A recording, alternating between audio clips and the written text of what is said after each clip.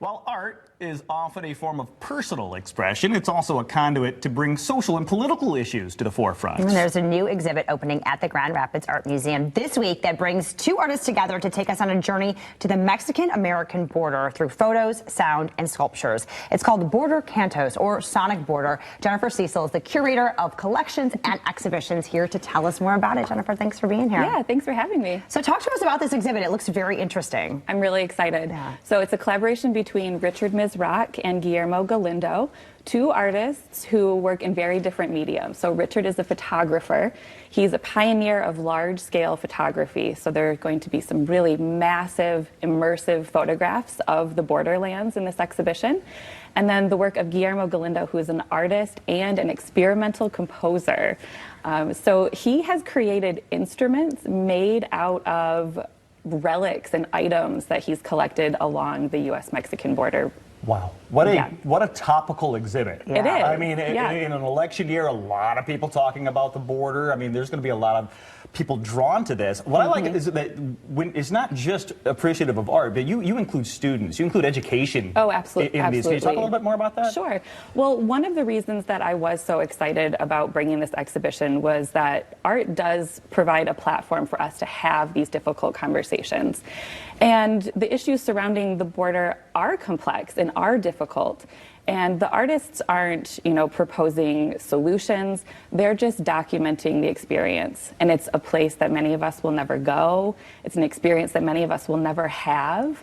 And I'm really excited to bring in student groups. We're going to be doing field trip programs primarily with middle and high school students with this exhibition. And I'm really hoping it builds empathy and understanding.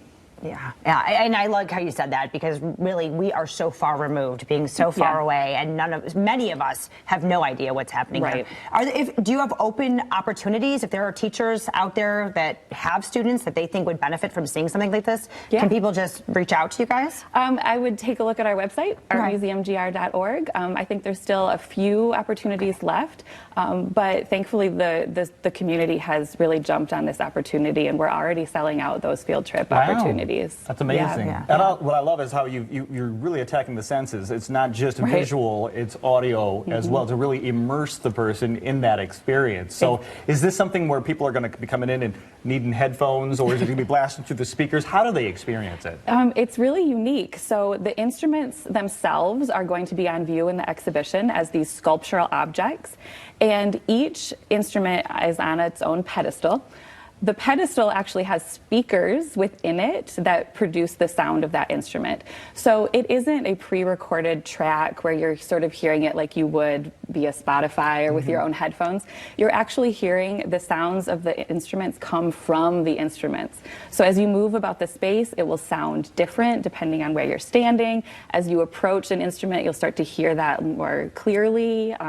It'll be really neat, immersive. I'm excited for just the feeling of that space. Yeah, that's so interesting. It's very intriguing. Yeah, I mean, and if you look at the instruments, they're fascinating to look at too. I mean, they're pieces of art in and of themselves. Yeah.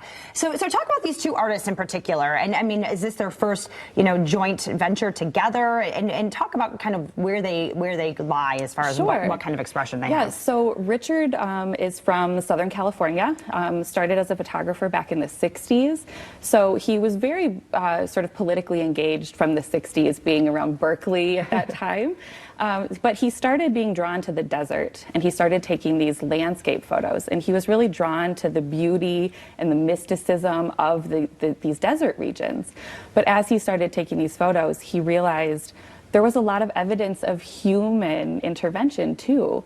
Not only is there the border wall, there's items left behind by the many migrants crossing the border. He started gathering some of these objects and then met Guillermo, who was using these objects, and they realized we could do something together here, So Richard is oftentimes the gatherer of the trash that he finds along the border, and he sends those things to Guillermo, who then crafts them into these musical instruments. What an incredible story. I cannot wait for this We gotta check. How are we getting there and when? Let's get some Sure. details. There it is. Yeah. February Yes. 3rd, right? Yes, the show opens February 3rd.